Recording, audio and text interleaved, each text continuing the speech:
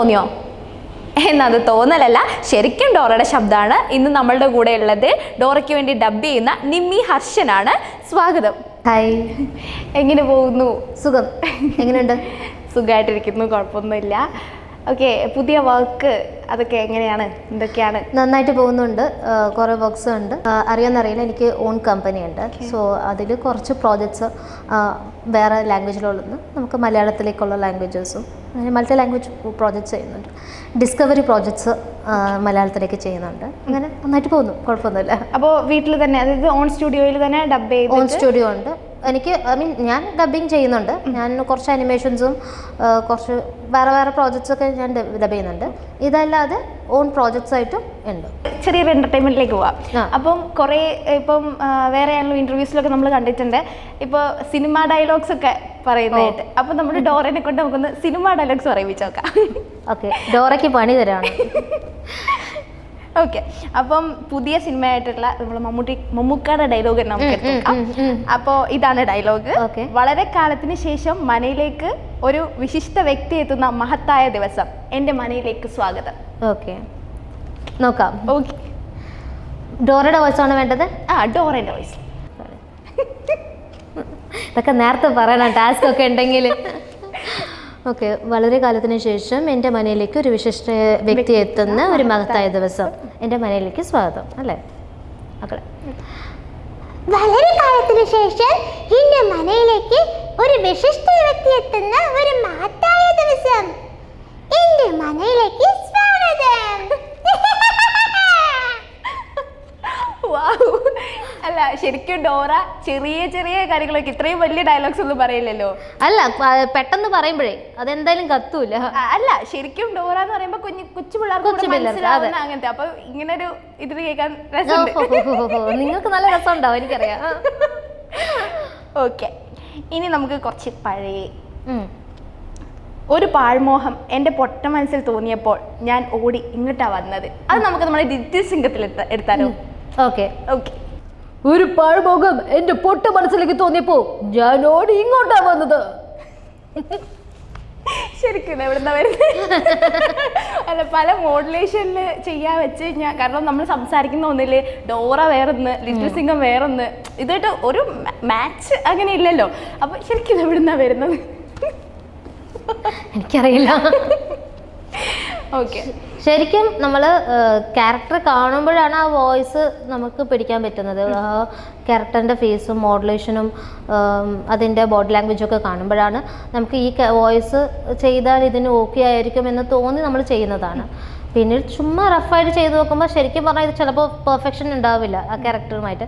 But ആ വിഷ്വലായിട്ട് ചെയ്യുമ്പോൾ കുറച്ചുകൂടി പെർഫെക്റ്റ് ആയിട്ട് ചെയ്യാൻ പറ്റും. ശരിക്കും ആ ക്യാരക്ടറിനെ കണ്ടിട്ട് ആണോ തീരുമാനിക്കുന്നത് ഇന്നതിന് ഇന്ന വോയിസ് എന്നുള്ളത്? അതോ ഇപ്പോൾ ഓരോ ക്യാരക്ടേഴ്സും മേ ബി ഒറിജിനൽ ലാംഗ്വേജ് ഉണ്ടാവാം, അതിലൊരു വോയിസസ് ഉണ്ടാവാം. നമ്മൾ ആ ക്യാരക്ടറും നോക്കി നമുക്ക് എന്ത് പറ്റുന്നു, നമുക്ക് എത്രയൊക്കെ മാറ്റാൻ പറ്റിയാലും നമുക്കൊരു ഒറിജിനാലിറ്റി ഉണ്ടാവുമല്ലോ. അപ്പം നമുക്ക് ഏത് വോയിസ് ആണോ അതിന് ആപ്റ്റായിട്ട് തോന്നുക അത് നമ്മൾ കൊടുക്കും.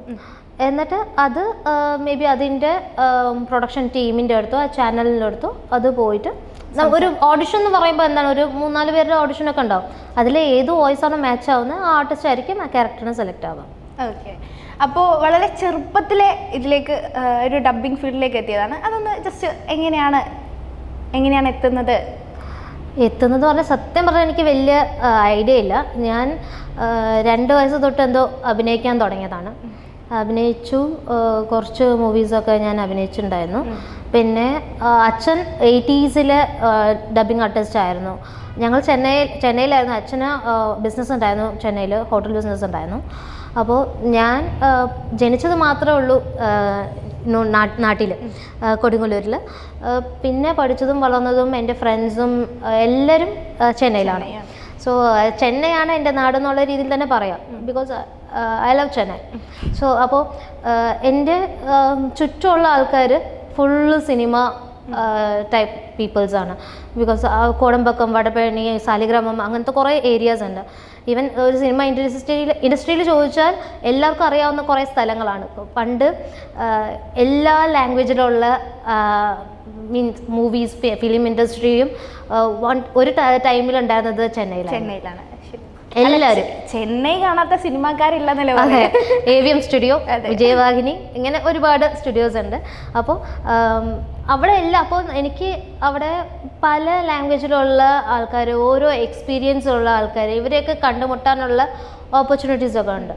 അപ്പോൾ ഈ അച്ഛൻ ഇതുപോലെ 80s ആർട്ടിസ്റ്റ് ആയിരുന്നു. പിന്നെ അച്ഛൻ ജോലിക്ക് വേണ്ടി അച്ഛൻ അത് വലുതായിട്ട് കണ്ടിന്യൂ ചെയ്തൊന്നുമില്ല. ഒരു പ്രായം ഒരു 4 വയസ്സ് 5 വയസ്സുള്ള അച്ഛൻ വന്ന് ഡബ്ബിങ് നമുക്ക് നമുക്ക് അങ്ങനെ എന്നെ ചേർത്തതാണ്. ആക്ച്വലി ചേർക്കുന്ന മുമ്പേ ഞാൻ ഡബ്ബിങ് സ്റ്റുഡിയോസിൽ പോകാൻ തുടങ്ങി. അച്ഛൻ്റെ കൂടെ അല്ല, അച്ഛൻ വന്ന് ജസ്റ്റ് നോക്കാം, ഇവൾക്ക് ചെയ്യാൻ പറ്റുമോ നോക്കാം, ഇൻട്രസ്റ്റ് ഉണ്ടോ നോക്കാം, നമുക്ക് ട്രൈ ചെയ്യുമല്ലോ. അപ്പോൾ നിങ്ങൾക്ക് പാടാൻ പറ്റുമെങ്കിൽ നമുക്കൊന്ന് ട്രൈ ചെയ്യാം, കൊച്ചിന് പാടാൻ പറ്റുമോ നോക്കാം, അങ്ങനെ ഓക്കെ ആണെങ്കിൽ നമുക്ക് കൊച്ചിന് പാട്ട് ക്ലാസ് ജോയിൻ ചെയ്ത് വിടാമെന്നൊക്കെ പോലെ തന്നെ ജസ്റ്റ് സ്റ്റുഡിയോസിലൊക്കെ ഒന്ന് വേറെ ചേച്ചി ഡബ്ബിങ് ഉണ്ടായിരുന്നു. അപ്പോൾ അവരൊപ്പം പോയാൽ നമുക്ക് കൺസോൾ റൂം വേറെ, വോയിസ് റൂം വേറെ ആയിരിക്കുമല്ലോ. വോയിസ് റൂമിൽ അവരൊപ്പം അകത്ത് കയറുക, TV-യുടെ മുന്നിൽ ഇങ്ങനെ വന്നിരിക്കും. ഇരുന്നിട്ട് ഇവർ ഡബ് ചെയ്യുമ്പോൾ നമ്മളിങ്ങനെ വന്നിട്ട് ഇങ്ങനെ നമുക്ക് സംസാരിക്കാൻ പാടില്ല, മൈക്കുള്ളതോടെ സംസാരിക്കാൻ പാടില്ല. ഇങ്ങനെ ഇരുന്നിട്ട് ആ ലിപ്പ് ഇങ്ങനെ നോക്കിയിട്ട് നമ്മൾ ഇങ്ങനെ പറഞ്ഞ് തരും. അപ്പോൾ അവർ പറഞ്ഞു, നിമ്മിക്ക് ഇതിൽ നല്ല ഇൻട്രസ്റ്റ് ഉണ്ടെന്ന് തോന്നുന്നു, അപ്പോൾ നമുക്ക് യൂണിയനിൽ ജോയിൻ ചെയ്യാം. അങ്ങനെ ഞാൻ 5 വയസ്സിൽ join South Indian dubbing union സിക്കാഡുവിൽ ഞാൻ ജോയിൻ ചെയ്തു.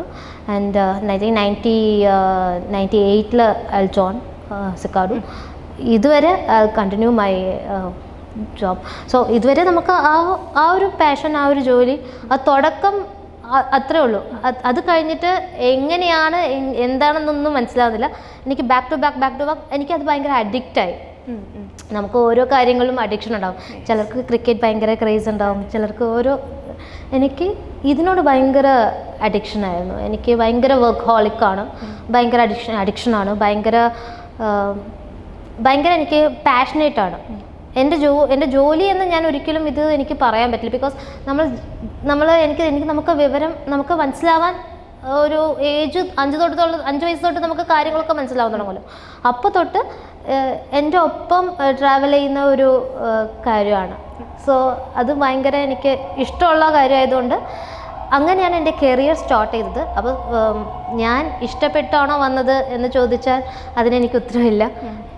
ഞാൻ എൻ്റെ ഇപ്പം ഇഷ്ടപ്പെട്ട് ചെയ്യുന്നു. ഇപ്പം അല്ല, എനിക്ക് അന്നേ ഇഷ്ടമായിരുന്നു, ബട്ട് ഞാനായിട്ട് ഇനിഷ്യേറ്റീവ് എടുത്ത് വന്നതല്ല. ലൈക്ക് ഞാനൊരു കാര്യം പഠിച്ചു, ഞാൻ സ്ട്രഗിൾ ചെയ്തിട്ട് ഇനിഷ്യേറ്റീവ് എടുത്ത് ഞാൻ വന്നതല്ല. ബട്ട് ആ ട്രാവലിങ്ങിൽ ഒരുപാട് സ്ട്രഗിൾസ് ഞാൻ ഫേസ് ചെയ്തിട്ടുണ്ട്. ഓക്കെ. അപ്പോൾ ഇടയ്ക്ക് നമ്മുടെ ഡോറയിൽ നിന്ന് പോയിട്ടുണ്ടായിരുന്നു അല്ലേ, ഇടയ്ക്ക് ഒരു ടൈമിൽ? അപ്പോൾ അതെന്തായിരുന്നു കാരണം? ഞാൻ പറഞ്ഞല്ലോ, വളരെ കുറച്ച് എപ്പിസോഡ്സേ ഉള്ളൂ, ഒരു 98 എപ്പിസോഡ്സേ ഉള്ളൂ. മീൻസ് ഡോറ കുറേ എപ്പിസോഡ്സ് ഉണ്ട്. സൺ നെറ്റ്വർക്ക് ഒരു 98 എപ്പിസോഡ്സ് വാങ്ങിച്ചുള്ളൂ എന്ന് തോന്നുന്നു. ബിക്കോസ് ഞാൻ അത്രേ ചെയ്തിട്ടുള്ളൂ. അതുതന്നെയാണ് ഈ റിപ്പീറ്റ് മോഡായിട്ട് ഇങ്ങനെ ഇത്രയും കൊല്ലങ്ങൾ ഇങ്ങനെ പോയിക്കൊണ്ടിരിക്കുന്നു. നമുക്ക് ഓരോ ഇതിലും അഗ്രിമെൻ്റ് ഉണ്ടാവുമല്ലോ, ഒരു കാർട്ടൂൺസോ എന്ത് സീരീസോ എന്തോ അല്ലെങ്കിൽ ഒരു മൂവീസ് ആണെങ്കിലും ഇത്രയും കൊല്ലത്തെ അഗ്രിമെൻറ്റ്സ് ഒക്കെ ഉണ്ടാവും. അത്രയും കൊല്ലം നിങ്ങൾക്ക് ടെലികാസ്റ്റ് ചെയ്യാൻ നിങ്ങൾക്ക് ഒരു ഇതുണ്ടാവും. അത് കഴിഞ്ഞ് കാണണം. അങ്ങനെ അത് സ്റ്റോപ്പ് ചെയ്തു. ബട്ട് അത് സ്റ്റോപ്പ് ചെയ്തുകൊണ്ട് വലിയൊരു പ്രോബ്ലം ആയിരുന്നു എന്നാണ് ഞാൻ കേട്ടത്. ബിക്കോസ് അത് കണ്ടുകൊണ്ടിരിക്കുന്ന കുട്ടികൾ, ലൈക്ക് നിങ്ങളാണ് കാണുന്നതെങ്കിൽ നിങ്ങളെ അനിയത്തിയായിരിക്കും അടുത്ത ജനറേഷൻ കാണുക, അതിൻ്റെ അടുത്ത ജനറേഷൻ കാണുന്നുണ്ടാവും. അപ്പോൾ അവർക്ക് നല്ല ബുദ്ധിമുട്ടുണ്ട്. അങ്ങനെ ഒരുപാട് റിക്വസ്റ്റ് ഒക്കെ വന്ന ശേഷം വീണ്ടും അവർ തിരിച്ചും ഡോറ ഇടാൻ തുടങ്ങി. ഡോറ സ്റ്റോപ്പ് ചെയ്ത സമയത്ത് എനിക്ക് കുറേ ഫോൺസും മെസ്സേജസും ഒക്കെ ഉണ്ടായിരുന്നു. എന്തുകൊണ്ടാണ് ഡോറ ഇടാത്ത, ഒന്ന് ഡോറ ഇടാൻ പറയാം. പക്ഷേ എനിക്ക് പറയാൻ പറ്റുന്ന കാര്യമല്ല. ബട്ട് അത് സംഭവിച്ചു. അതിപ്പോഴും ടെലികാസ്റ്റ് ചെയ്തുകൊണ്ടിരിക്കുന്നു. ശരി, ഇനി നമുക്ക് ഡോറയുടെ ഒരു പാട്ടായാലോ? എനിക്കൊരു പാട്ട് പാടിത്തരുമോ?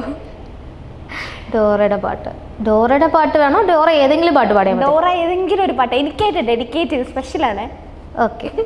ഓക്കെ. അപ്പൊ ഡോറ സ്പെഷ്യലായിട്ട് നിങ്ങൾക്ക് വേണ്ടി ഒരു പാട്ട് പാടുന്നു. കൺമണി അൻപോട് കാതലൻ ഞാൻ എഴുതും കവിതമേ, പൊന്മണി ഉൻ വീട്ടിൽ സൗഖ്യമാ ഞാൻ ഇങ്ങ് സൗഖ്യമേ,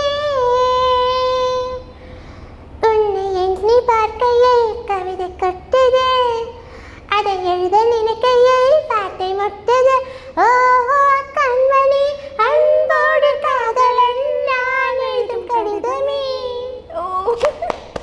താങ്ക് യു. ഇടയ്ക്ക് എൻ്റെ പണ്ട് എന്നെ ആരും തല്ലാനൊന്നും അല്ല അത് ഇപ്പോൾ എനിക്ക് തോന്നുന്നത് അത് ഭയങ്കര ഫേമസ്. എനിക്ക് വളരെ ഇഷ്ടമുള്ള പാട്ടാണ്. ഇപ്പോൾ കൂടുതൽ ഫേമസ് ആയല്ലോ, അതുകൊണ്ട് അത് തന്നെ പാടാന്ന് വിചാരിച്ചു. ഇപ്പം അത് വീണ്ടും കൂടുതൽ ഫേമസ് ആയി ഡോറ പാടുമ്പോ. ട്രോള് നിങ്ങൾ ഇത് ഇതിന്റെ അടിയിലുള്ള കമന്റ്സ് ഒക്കെ വായിക്കുമല്ലോ അല്ലേ? നല്ല ട്രോൾ ഉണ്ടാവും, നോക്കിക്കോ. അപ്പൊ ഇനി നമുക്ക് ഒരു ലൈവ് ഡോറ ലൈവ് റെക്കോർഡിങ് കണ്ടു. Live dub. ഓക്കെ. അപ്പോൾ ഞാനൊരു ഇത് എടുത്ത് വെച്ചിട്ടുണ്ട്. അപ്പോൾ അതൊന്ന് ഞാനൊന്ന് ആലോചിക്കട്ടെ. കഥകൾ അടച്ചിരിക്കുന്നു.